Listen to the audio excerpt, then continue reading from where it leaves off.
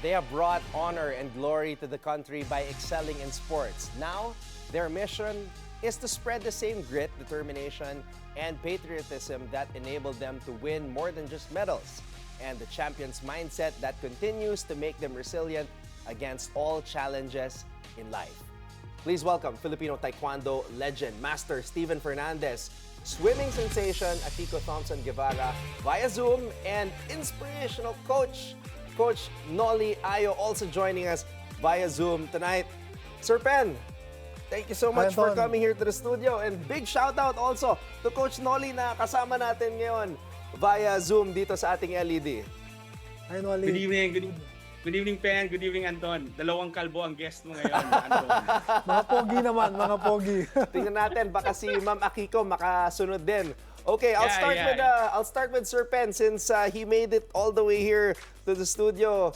Sir, pang-apat na taon na pala to ng inyong programa, which is of course a brainchild of Coach Noli Ayo. What makes this year different compared to the ones in the past?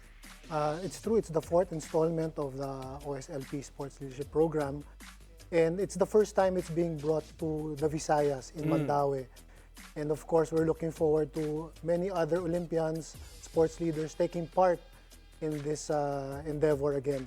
Of course, Noli can also share more about this as the founders together with Akiko Thompson. Coach Noli, Sir Pen and I were speaking prior to starting the show, and he was telling me a little bit about the origins of your program, which started pala nung pandemya. Everything started online, and it's only fitting that we're doing this online as well. Could you tell us about the origins of your program, Coach?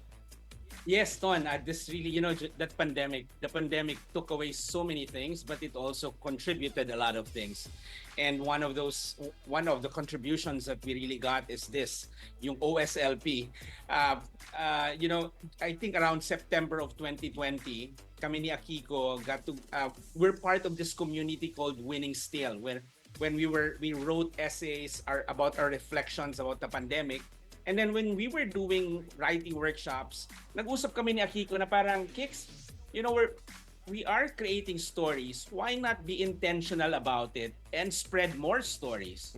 And of course, what can be more inspiring stories in sports than stories of the Olympians? So starting September of 2020 until this year, we have organized 13 online batches. Wow. And nung 2022, Anton, nung medyo gumagalaw na ulit tayo, nag-decide kami ni Akiko na since marami na kaming na-meet online, to gather together on site. And that's when we had our first OSLP summit in Puerto Princesa. And then, ito na, pang-apat na taon na ito. And thank you for allowing us to share our story tonight. And I'm pretty sure it was a huge opportunity to anybody who was a part of the OSLP, lalo na yung mga may plano na gumawa ng impact with regards to sports. Sir Pen, what was it like? Kasi parang I imagine this to be somewhat of an Avengers assemble in sports na Olympians nagsanib puwersa to share their wealth of knowledge. What was it like during the first 3 years? Well, during the first 3 years, it was online. Nung una nangangapa din kami to share the stories, but as we got along, time made us parang more comfortable with it. And then more Olympians came on board to share their stories. More people came on board to listen, to watch also, and experience the time we had as athletes. And it became also part of an inspiration for them to further venture into sports, like what we did as athletes, going into coaching, sports leadership, and others went into entrepreneur. Coach Noli, so while somebody like Sir Pen comes in and shares his story, yung mga nag-a-attend ba, nagre-request din ng certain Olympian to come in and share a story based on his or her personal experience? Yes, definitely. And maganda yung sinabi mo kanina, Ton, no, na it's like an Avengers. Because that's really, when I realized it, wow, parang all those, big names in sports, nakikita-kita kami online, and then meron din face to face, and then it's really something, it's a novel experience kasi the Olympians, they gather together, but bibihira yung mga regular coaches, sports leaders na nakakasama ang mga Olympians in a 3-day event, and we really encourage them to network and explore ways of working together. So, meron kaming tatlong mensahe na binabanggit pa ulit-ulit ni Akiko and ni Pen dito sa OSLP. Storytelling, ang halaga ng kwentong matino. Networking, ang halaga ng mga maayos na mga kasama. At higit sa lahat, systems thinking, yung halaga na may gagawin kayo pag kayo'y nagsama-sama. So, You know what, Coach Noli, one of the most memorable stories that Sir Pen shared to me was during his experience in the 1992 Barcelona Summer Olympics. And this was the Olympics na naglaro si Magic Johnson, Michael Jordan. What was it like for you, Sir Pen, you know, having those stories, having those experiences, and then sharing it with aspiring sports leaders and athletes? Well, in 92, I was also a fan. No? I was playing there, but I was a fan.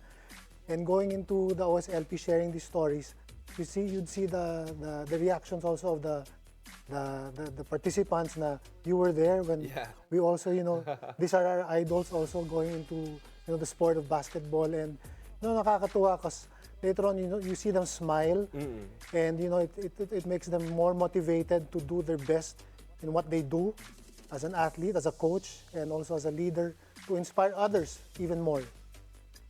Grabe. And now may mga documentaries, di ba, sa Netflix, yung Redeem Team. And it's just crazy to think that Sir Pen was there during those times, that the Dream Team was really promoting basketball all over the world. That talagang that opened the doors for the likes of yung mga international players to join the NBA.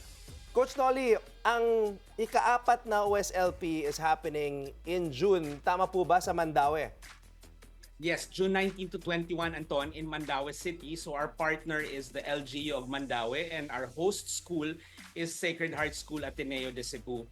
And we have 2 keynote speakers coming in. One is from Japan, AJ Koikoy, from the United Nations Institute for Training and Research. And the other one is coming from Canada, our Kendu Banerjee, an athletics and performance coach coming from the Royal University in Calgary. And then joining them, aside from the, maybe Pen later on can identify the Olympians coming, but also joining them as our panelists or spotlight speakers. We call them our Paulo Trillo of MVP Sports Foundation, Nicole Tiamzon of Spike and Sword. It's Chami, and of course, I'm sure good friend mo to, si Migs Bustos, who's a sports advocate and ambassador. Shout out to Migs Bustos. Yes, mga kaibigan natin yan, Coach. Okay, Sir Pen, sino ba yung mga Olympians na sasama dyan? Well, actually, we have a list, no? But so far, from the board, we have Jetro Junicio, and our Secretary General also coming in is Ral Rosario. But others we're confirming. But we'll have definitely at least 4 to 6 Olympians, including Akiko and I, to make 8 Olympians in this coming OSLP in Mandaue, Cebu. Ayun. Okay, Sir Pen, Coach Noli, to close our interview, paano ba, is there still time to join and register? How can people be a part of this? And of course, can you tell us what to expect?